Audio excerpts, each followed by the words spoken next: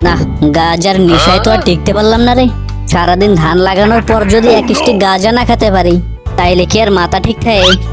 নতুন এলাকায় ধান লাগাইতে আইসাই তো মহাবিপদে পড়ে গেছি। কোথায় এখন এক স্টিক গাঁজা পাই? যাই হোক, ধান কাটা শেষ করে খুঁজবো কোনো গাঁজাখোর আমার মতো পাই কিনা। ওই কালো গেঞ্জি পরা মিয়া ভাই, আপনার বাড়ি কি এই গ্রামে নাকি? এই মিয়া, তার আগে কও তুমি কিডা? তোমারও তো এই এলাকায় নতুন দেখতেছি।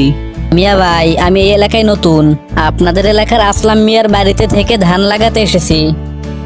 ও আচ্ছা, বুঝেছি।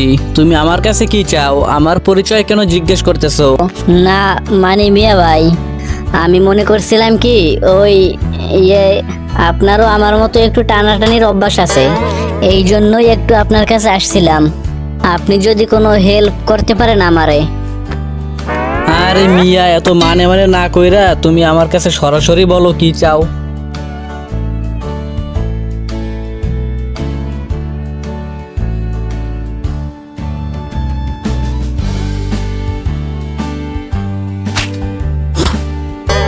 ওরে সুবহানাল্লাহ, মনে মনে যেই মুরগি চাইতেছিলাম সেই মুরগি পেয়ে গেছি। 3 দিন ধরে টাকার অভাবে গাঁজা কিনে খাইতে পারি না। আজকে এই শালার টাকা দিয়ে গাঁজা তো খাবোই খাবো, আরো 3 দিনের গাঁজা স্টকে রাইখে দিব। শুনেন বৈদেশি ভাই, আমাদের এখানে গাঁজা সাপ্লাই হয় ডাইরেক্ট চায়না থেকে।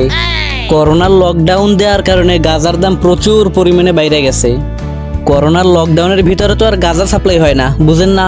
যেই কারণে গাঁজার দাম প্রচুর পরিমাণে বাইরে গেছে। আগে 100 টাকায় 5 স্টিক হইতো, এখন 100 টাকায় মাত্র 1 স্টিক হয়। কি কোন মিয়া ভাই, আমাদের ওইখানে 100 টাকায় 6 স্টিক হয় আর আপনাদের এখানে মাত্র 1 স্টিক। এইটা কোনো যুক্তিসম্মত কথা হইল নাকি? এই মিয়া, স্টিকের প্রতি মুখ দেও না কতদিন, আর দেশি গাঁজা আর বিদেশি গাঁজার পার্থক্য বুঝো না?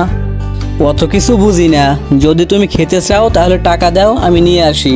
আচ্ছা ঠিক আছে মিয়া ভাই, আমি টাকা দিচ্ছি আর এখানে দাঁড়াচ্ছি, আপনি মাল নিয়ে আসেন।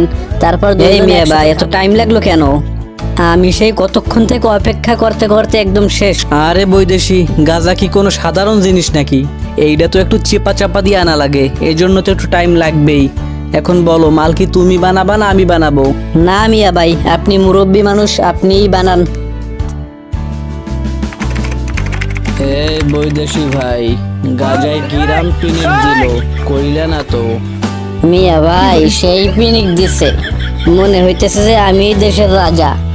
মিয়া ভাই, গাঁজা খাওয়ার পর তো গান গাইলে অনেক ভালো লাগে, আপনি একটা গান শোনান না। হেই গাজা গাজা গাজা, গাজা যেই খায় সেই হয় রাজা। ওই গাজা। Hands up! পুলিশ তোমাদেরকে চারদিক থেকে ঘিরে ধরেছে, কেউ পালাবার চেষ্টা করবে না। এই টাকলা মুরাদ, তুমি অনেক দিন থেকেই গ্রামে গাজার ব্যবসা গড়ে তুলেছো এবং এই বিদেশি লোকটা এসেছে তোমাদের এলাকায় ধান লাগাতে, তুমি তার কাছেও গাঁজা বিক্রি করেছো। তোমাকে সহ এই লোকটাকে অ্যারেস্ট করা হচ্ছে।